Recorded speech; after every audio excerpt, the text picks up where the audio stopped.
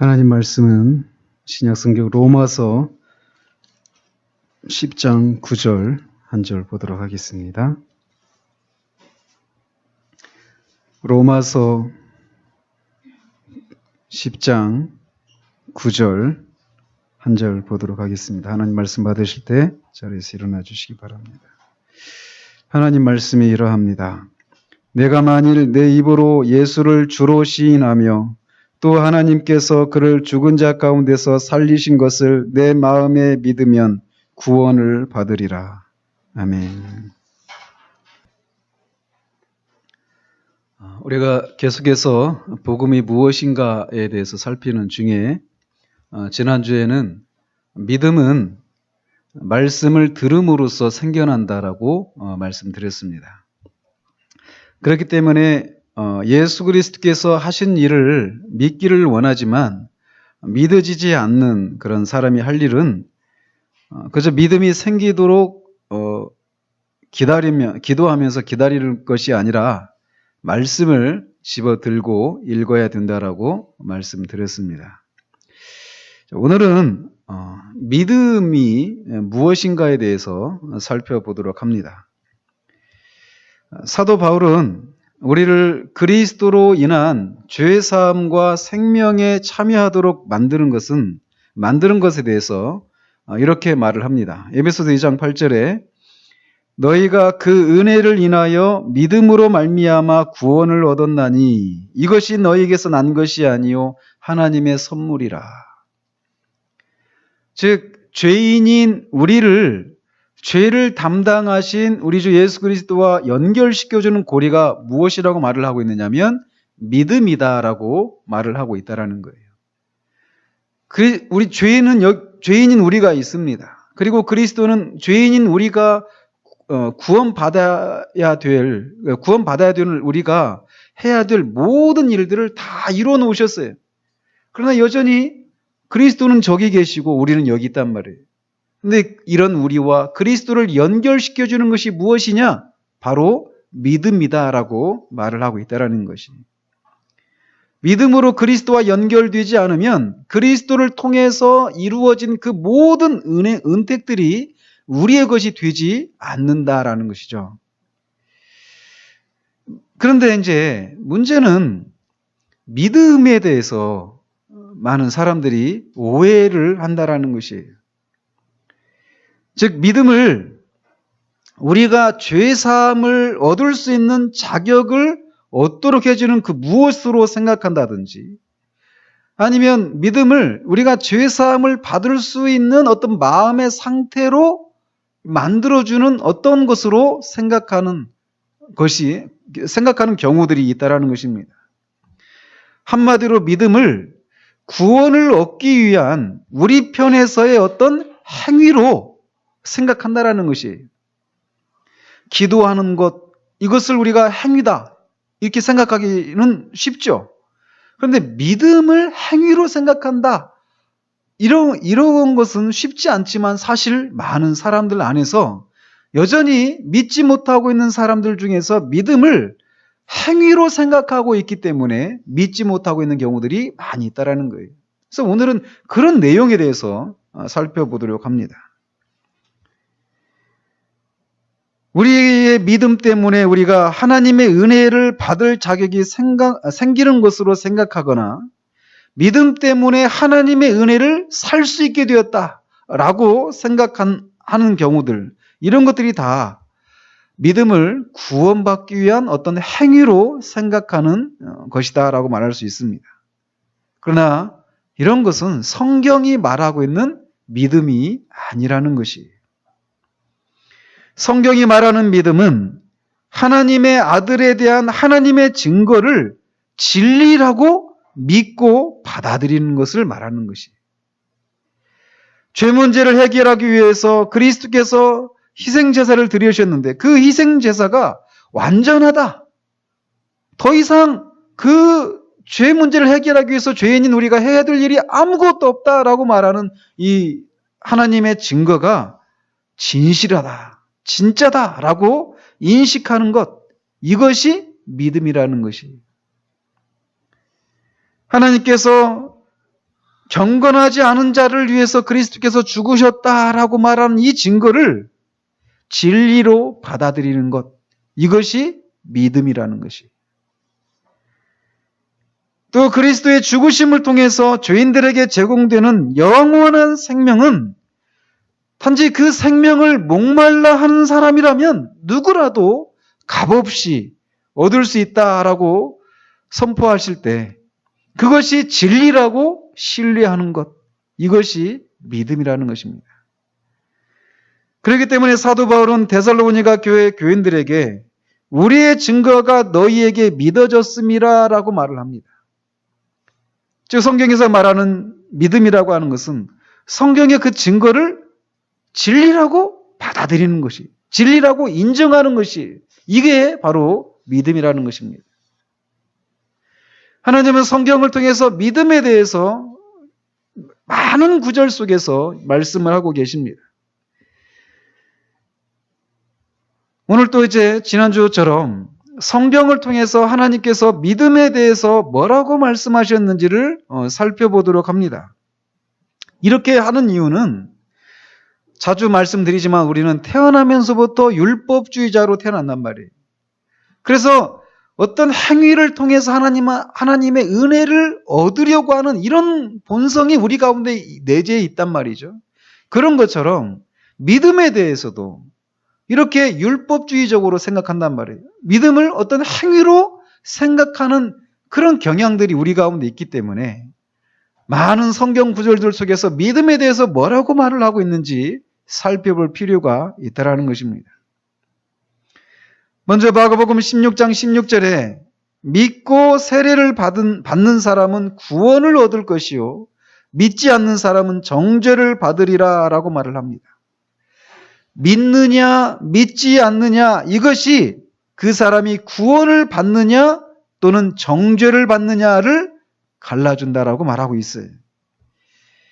믿음에 대해서 요한복음에서 많이 언급하고 있는데 특별히 요한복음 1장 12절에 보면 영접하는 자, 곧 그 이름을 믿는 자들에게는 하나님의 자녀가 되는 권세를 주셨으니 라고 말합니다.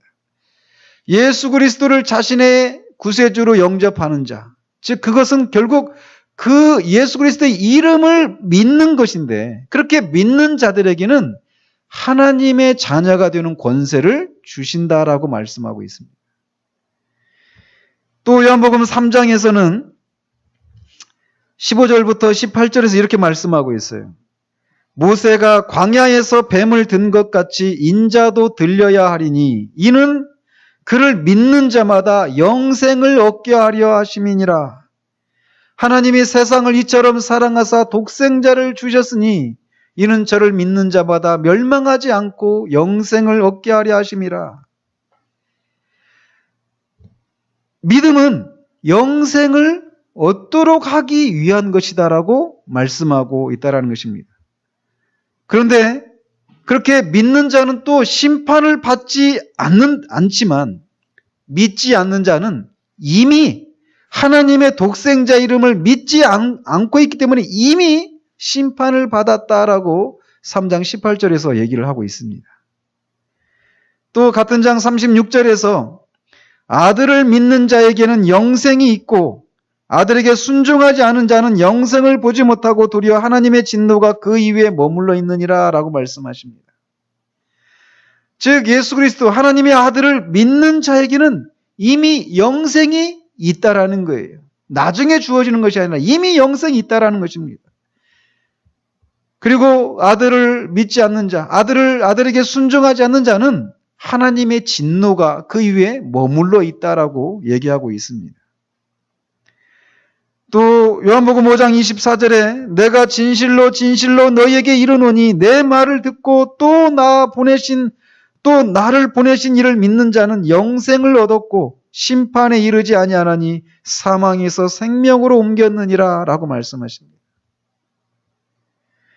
예수 그리스도의 말씀을 듣고 예수 그리스도께서 당신 자신에 대해서 증거하고 있는 이 말씀을 듣고 또 예수님을 보내신 하나님을 믿는 자는 영생을 얻었다라고 말하고 있어요. 또 요한복음 6장 35절에서는 나는 생명의 떡이니 내게 오는 자는 결코 줄이지 아니할 터이요 나를 믿는 자는 영원히 목마르지 아니하리라 라고 말씀하십니다. 예수님께로 나아가오는 자들은 결코 줄이지 않는다라는 거예요. 배고프지 않는다라는 것입니다. 그들의 영혼이. 그리고 그들의 영혼이 결코 목마르지 않게 된다라고 말씀하십니다. 이렇게 믿는 자마다 영생을 얻는 것이 하나님 아버지의 뜻이다라고 또 6장 40절에서 말씀을 하고 있습니다.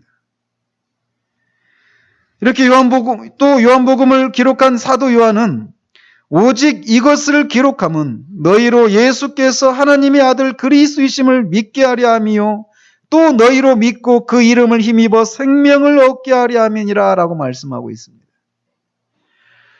예수 그리스도에 대한 그 증거를 믿는 것, 그것이 예수 그리스도에 대한 그 증거가 진리라고 믿는 것, 이것이 바로 성경에서 말하는 믿음인데 그 믿음으로 인해서 생명을 얻게 된다라고 말씀하고 있다라는 것입니다. 사도행전으로 넘어와서도 보면 베드로는 고넬료 가족에게 설교를 하면서 이렇게 말을 합니다. 그에 대하여 즉 예수 그리스도에 대하여 모든 선지자도 증언하되 그를 믿는 사람들이 다 그의 이름을 힘입어 죄사함을 받는다 했느니라. 예수 그리스도를 믿으면 죄사함을 받게 된다라고 말씀하고 있다라는 것이. 또 13장 39절에서는 사도 바울이 또 모세 율법으로 너희가 의롭다 하심을 얻지 못하던 모든 일에도 이 사람을 힘입어 즉 예수 그리스도를 힘입어 믿는 자마다 의롭다 하심을 얻는 이것이라 라고 말합니다. 예수 그리스도를 믿음으로 의롭게 되어진다라는 것이. 그렇기 때문에 사도는 주 예수를 믿으라 그리하면 너와 내 집이 구원을 받으리라 라고 선포하고 있는 것입니다. 또 로마서 3장 22절에 곧 예수 그리스도를 믿음으로 말미암아 모든 믿는 자에게 미치는 하나님의 의인이 차별이 없느니라 라고 말씀하십니다. 우리가 하나님 앞에 의롭게 되어지는 것도 예수 그리스도를 믿음으로 되어진다라고 얘기하고 있어요.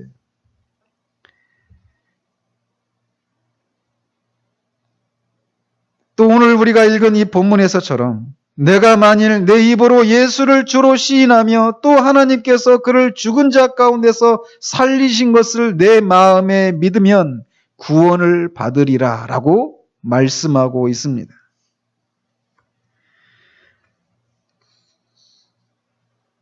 그래서 사도 요한은 또 요한일서 5장 1절에서 예수께서 그리스도이심을 믿는 자마다 하나님께로부터 난 자니 라고 말을 하고 있습니다. 예수 그리스도를 믿는 자는 하나님으로부터 새롭게 나는 것이다라고, 난 자다라고 말하고 있다라는 거예요. 그러면서 이 하나님의 아들을 믿는 것은, 믿지 않는 것이 하나님을 거짓말하는 자로 만드는 것이다라고, 이 믿지 않는 것이 얼마나 큰 죄인가에 대해서도 5장 10절에서 얘기하고 있습니다. 방금 인용해드린 이런 구절들, 물론 다른 구절들도 여러 구절들이 있지만 지금 방금 인용해드린 이런 구절들이 우리에게 말해주는 것은 우리가 그리스도로 말미암은 구원의 은혜를 누리기 위해서는, 즉 우리가 예수 그리스도를 인해서 죄사함을 받고 의롭게 되어지고 영생을 얻고 심판을 받지 않는 하나님의 진노와 저주에서 우리가 벗어나는 이 구원의 은혜를 누리기 위해서는 이런 구원의 은혜를 베풀어 주신 하나님의 사랑과 그의 아들이 하신 일에 대해서 증거하고 있는 이 하나님의 말씀을, 하나님의 증거를 믿는 것이다라고 얘기를 하고 있어요. 그런데 동시에 지금 방금 인용해드린 이런 말씀들 속에서 우리의 믿음을 우리가 구원을 얻게 되는 어떤 공로로서 말하고 있지 않다라는 것을 우리가 기억을 해야 한다라는 것입니다. 이 말씀들이 말하는 것은 우리가 평안을 얻게 되는 것은 우리의 믿음 그 자체가 아니라 우리의 믿음의 대상이신 예수 그리스도와 그가 이루신 일들이라는 것이, 이것을 구분하는 것이 굉장히 중요합니다.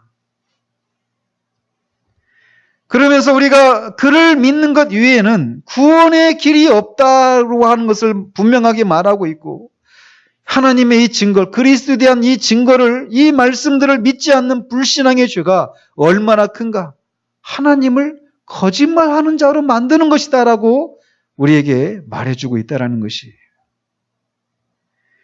그렇기 때문에 하나님은 이 말씀들을 통해서 하나님 자신이 증거하시는 것을 듣는 자들이 즉각적으로 믿을 것을 요구하고 계신다라는 것입니다. 이것을 믿지 않는 것은 하나님을 거짓말하는 자로 만드는 것이란 말이에요. 근데 한편 우리가 이런 하나님의 증거를 믿고 받아들인다라고 하는 것을 다른 말로 하면 하나님 자신을 신뢰하고 그의 아들 예수 그리스도를 신뢰하는 것이다라고 말을 할 수도 있습니다. 바로 이런 이유 때문에 성경은 우리가 하나님과 그의 아들을 신뢰하고 확신하는 것이 바로 구원이다라고까지 말을 합니다. 하나님과 그의 아들을 신뢰하는 것, 이것이 바로 구원이다라는 것이. 즉 우리가 얼마나 끔찍한 죄를 지었든지 우리가 하나님과 그의 아들에게 우리의 영혼을 온전히 맡기면 구원을 받을 것이다 라는 것이, 그분이 우리의 죄를 해결하실 것이라는 것을 믿고 그분을 신뢰하면 구원을 받게 된다라는 것입니다. 따라서 믿음을 하나님과 그리스도를 신뢰하는 것이다라고도 말을 할 수 있다라는 것이죠. 또한 성경 여러 곳에서는 우리가 하나님이나 그리스도에 대한 지식으로 말미암아 구원을 받는다라고도 말을 합니다.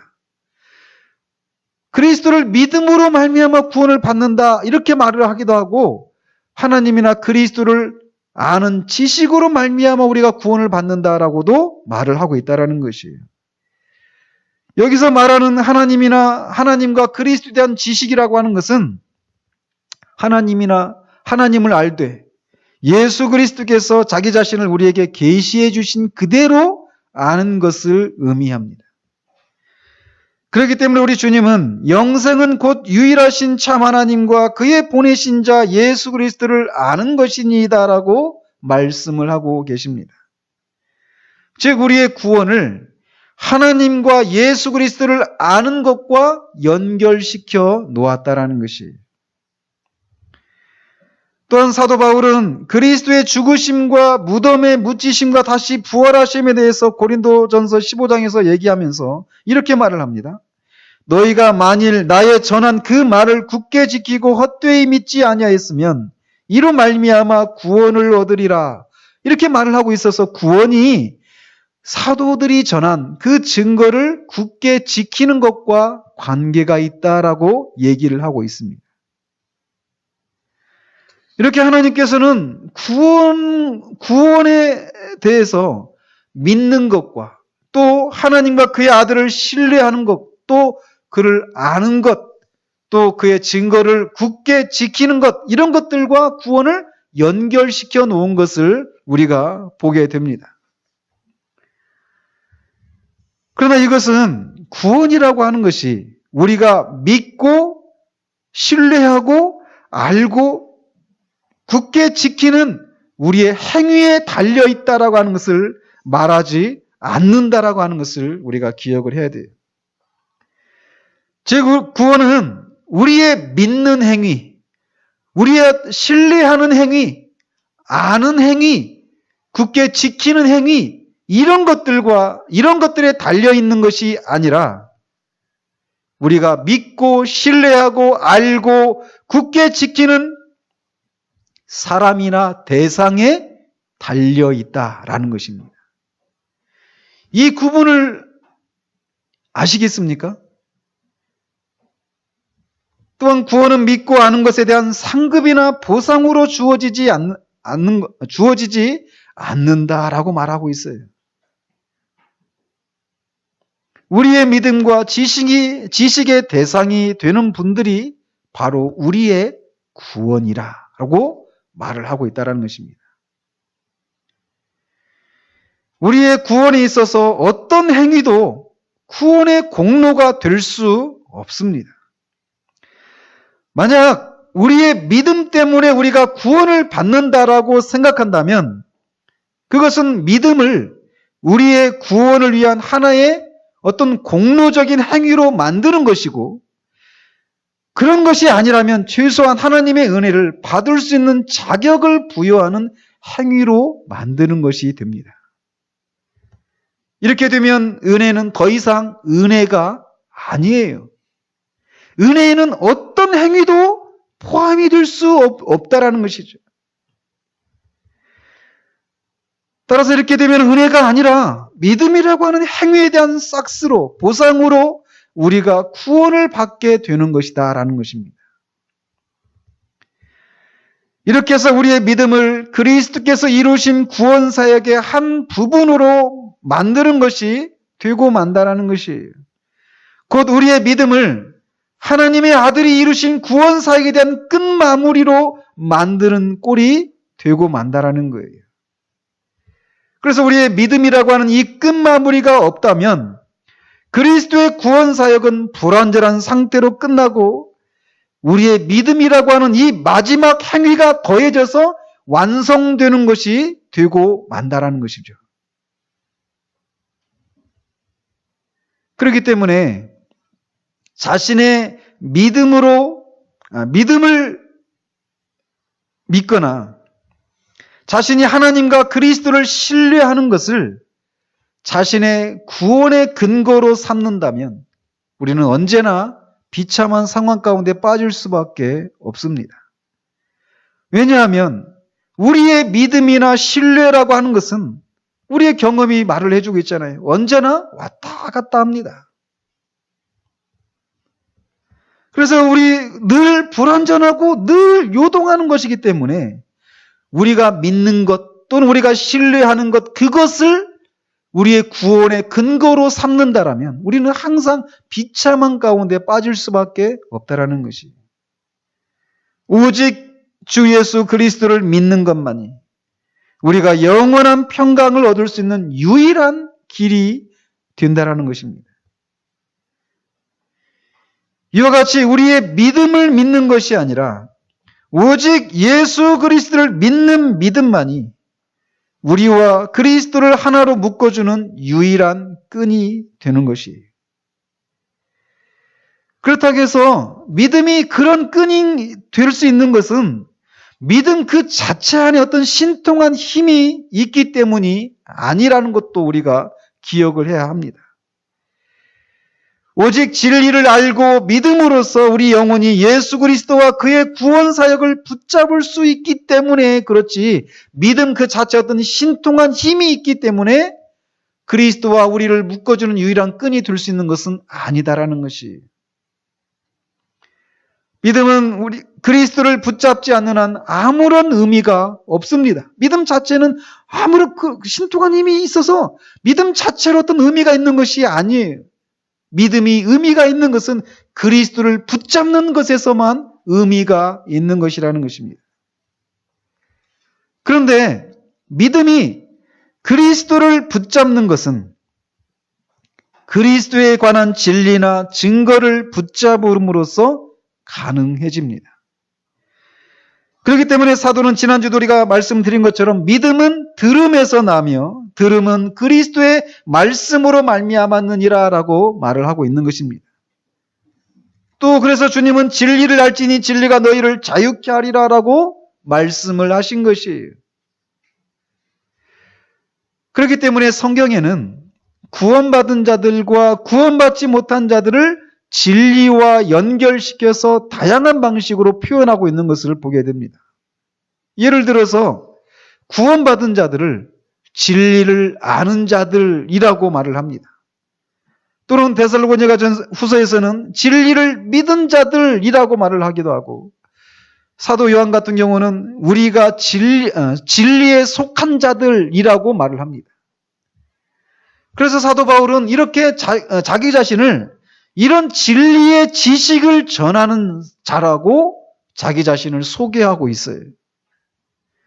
이렇게 구원받은 자들이 진리를 알고 진리에 속한 사람, 진리를 믿은 사람 이렇게 말을 하는가 하면 반대로 구원을 받지 못한 사람들을 가리켜서 주 예수의 복음을 복종하지 않는 자들 이렇게 얘기하기도 하고 진리의 도를 비방하는 자들 또는 진리를 잃어버린 자들이라고 말을 하고 있는 것이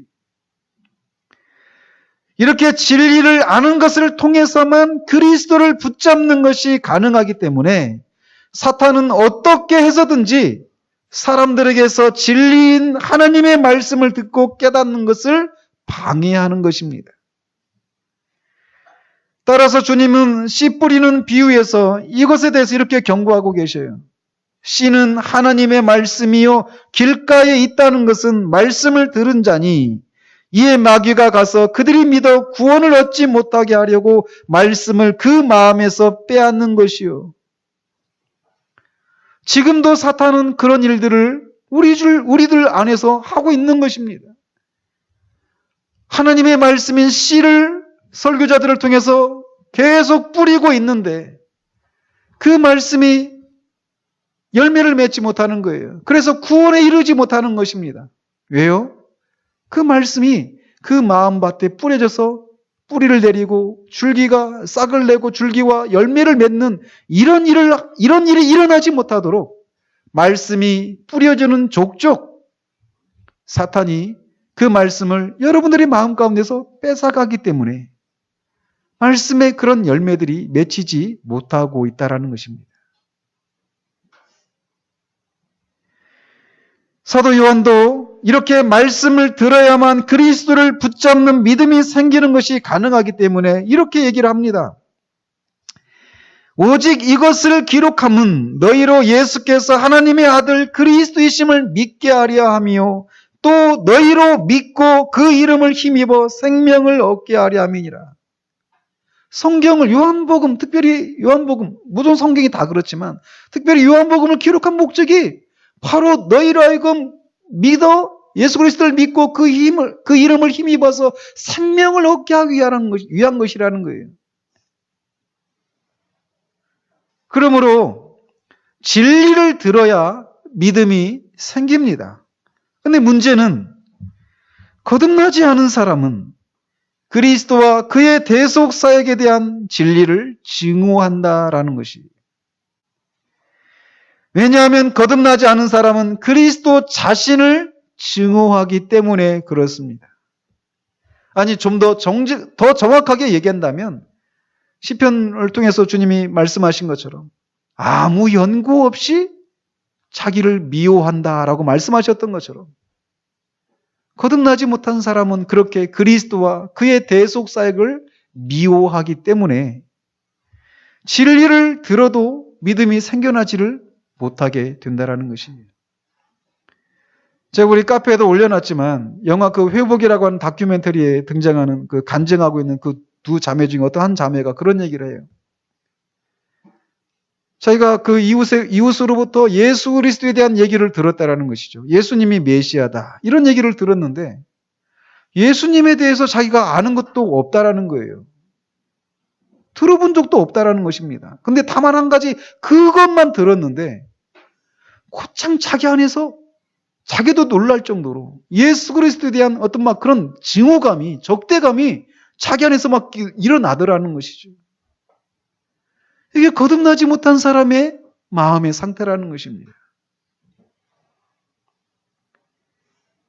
거듭나지 못한 사람은 오류와 거짓을 증오해야 되는데 오히려 진리를 증오한다라는 것이.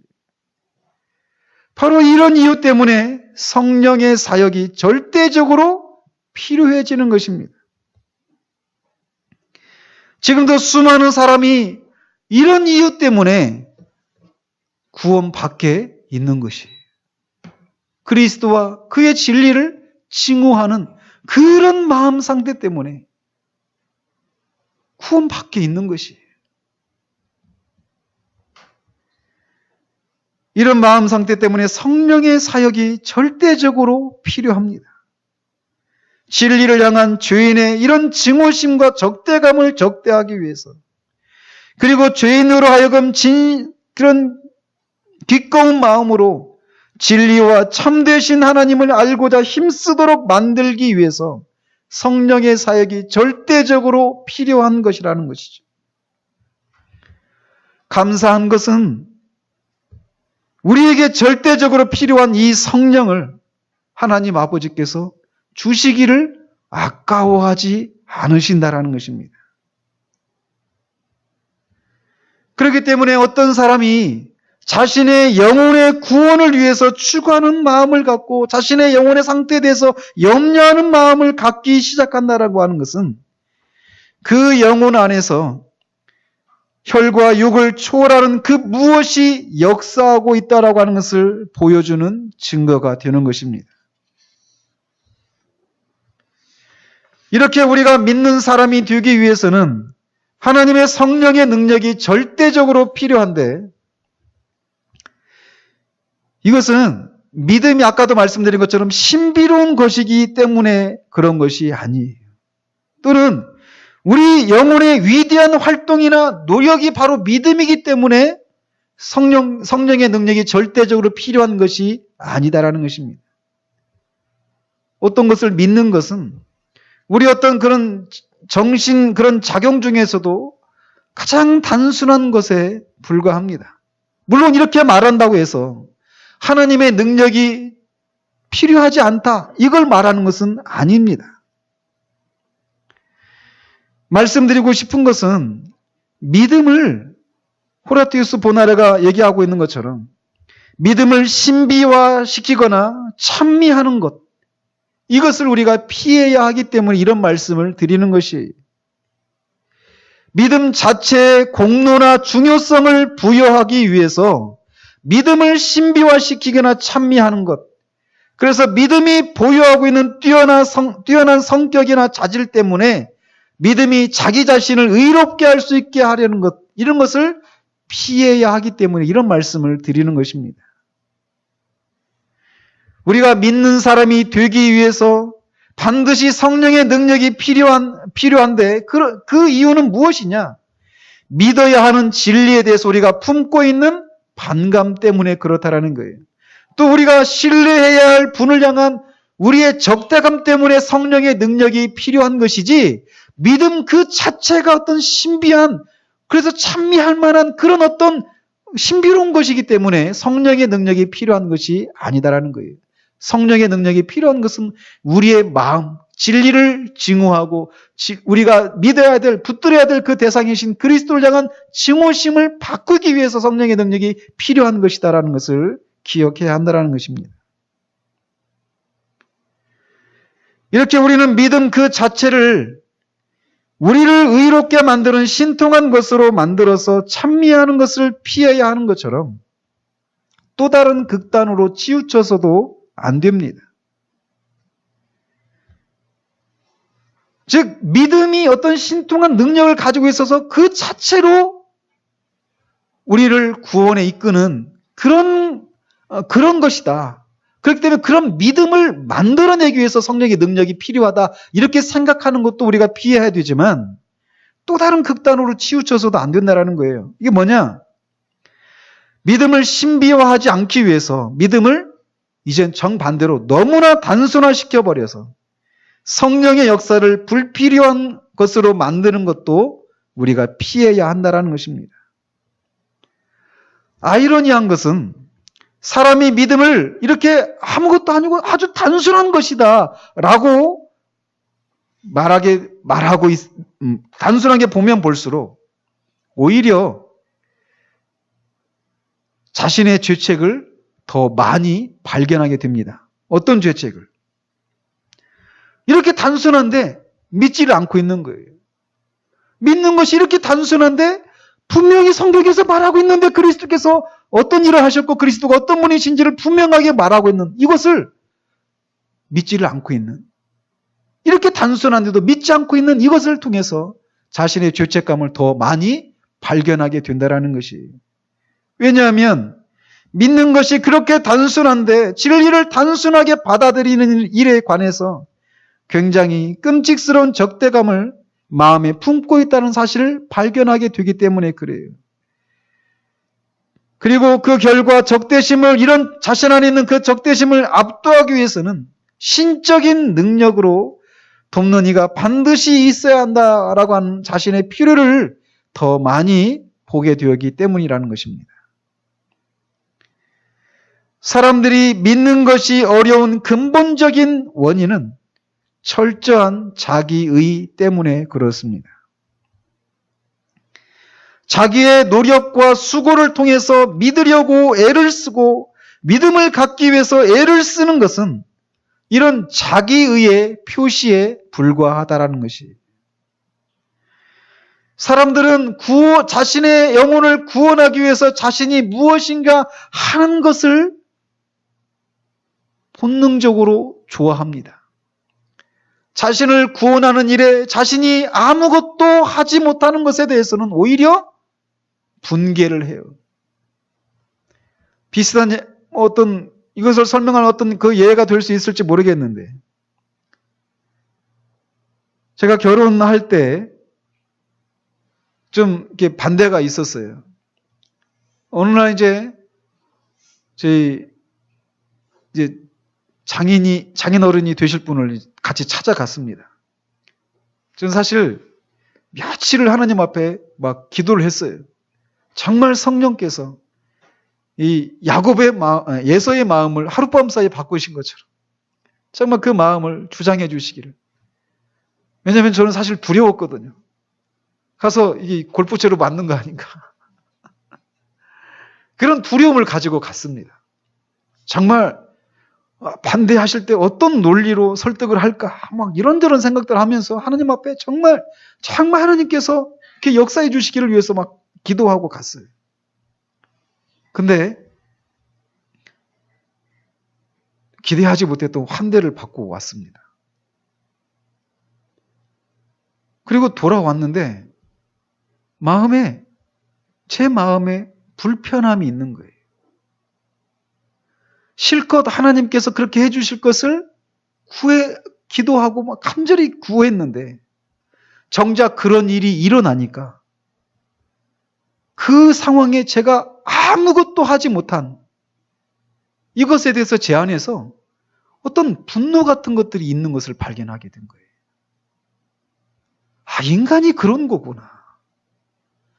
우리가 우리의 영혼의 구원을 위해서 아무것도 할 것이 없고 또 할 수도 없는, 그저 단지 예수 그리스도께서 하신 그 일을 그냥 믿기만 하면 된다라고 한 이것이 왜 그렇게 사람들에게 잘 받아들이지 않게 되는가? 그 구원에 무엇인가 우리가 다만 조금이라도 무엇인가도 우리가 해야 될 어떤 것이 있기를 바라는 그런 것이 우리 가운데 있기 때문이다라고 하는 것을 그 일을 통해서 제가 깊이 깨달은 적이 있습니다. 어떤 행위 안에는 믿음이라고 하는 행위도 들어갈 수 있습니다. 사람들은 믿음을 갖기 위해서 애를 쓰는 모습을 보면서 굉장히 고무적인 생각을 갖기 쉽습니다.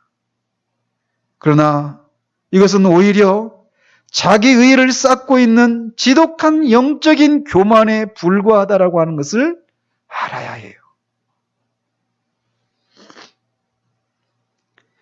그러므로 믿음을 갖기 위한 이런 활동들이나 노력들을 믿음이 존재하고 있다라고 하는 증거로서 주목하며 자신의 영혼으로 인해 근심에 사로잡혀 있는 영혼을 위로하는 것은 전혀 무익합니다. 믿음을 갖기 위한 그런 활동들이나 노력들을 하고 있다는 것은 그가 그리스도를 통해서 완전히 이루어 놓으신 속죄 사역에 대해서 무지하다라고 하는 것을 증거하고 있는 것에 불과해요. 그리스도를 통해서 이루어 놓으신 그 속죄 사역에 대해서 그가 안다면 그런 믿음을 갖기 위해서 어떤 노력을 하는 것이 아니라 그냥 그 사실을 그냥 믿을 뿐입니다. 그런데 그 사실을 믿기 위해서 믿음을 갖기 위해서 노력을 하고 애를 쓰고 있다라고 하는 것은 그 그리스도를 통해서 이뤄놓으신 그 구속사역을 그 아직도 모르고 있다라고 하는 것을 말해줄 뿐이라는 것이죠. 예수 그리스도를 통해서 모든 것이 다 이루어졌다라고 하는 것을 믿는 대신에 다른 것을 하려고 하는 믿음을 갖기 위해 애를 쓰는 것은 자신의 이런 노력을 통해서 구원에 이르고자 하는 죄인의 굳은 결심을 나타내고 있는 증거에 불과하다라는 거예요. 여러분들 이런 말을 압니까? 달을 쳐다보라고 손가락으로 가리켰더니 달은 안 쳐다보고 달을 가리키는 손가락을 쳐다본다라고 하는 말이에요. 그런 것처럼 그리스도가 아니라 자신의 믿음을 바라보는 것은 바로 그렇게 달을 가리키고 있는 손가락을 바라보는 것과 같다라는 것입니다. 그러므로 그리스도께서 이루신 완전한 속죄 사역과 그리스도를 바라보는 대신 그리스도를 바라보도록 가리키고 있는 손가락을 바라보는 것과 같은 일을 해서는 안 된다라는 것입니다. 믿음은 그리스도를 바라보는 것입니다. 그리스도를 바라볼 수 있는 자신 안에 있는 믿음을 바라보는 것이 아니라 그리스도를 바라보는 것이 믿음의 대상이신 그리스도를 바라보고 그리스도를 붙드는 것입니다. 그가 여러분에게 필요한 모든 일을 다 이루셨습니다. 죄를 알지도 못하신 분이 여러분을 위해서 죄가 되어서 여러분을 대신해서 하나님으로부터 죄에 대한 모든 형벌을 받으셨다라는 것이. 그렇기 때문에 여러분이 해야 될 일은 무엇이냐? 그렇게 하셨다라는 것을 진리로 받아들이고 그분을 바라보는 것입니다. 이것이 바로 믿음이에요. 믿음은 우리가 구원을 받을 만한 어떤 자격을 갖출 수 있도록 우리가 어떤 우리 마음의 활동을 하는 그런 것이 아니다라는 것입니다. 다만 그리스도를 바라보는 것이 그리스도를 붙드는 것입니다. 내가 만일 내 입으로 예수를 주로 시인하며 또 하나님께서 그를 죽은 자 가운데서 살리신 것을 내 마음에 믿으면 구원을 받으리라. 그리스도가 여러분을 위해서 그 모든 일들을 다 이루어 놓으셨습니다. 다만 그분을 바라보십시오. 더 이상 여러분이 할 일은 없습니다. 그분을 붙드십시오. 기도하겠습니다.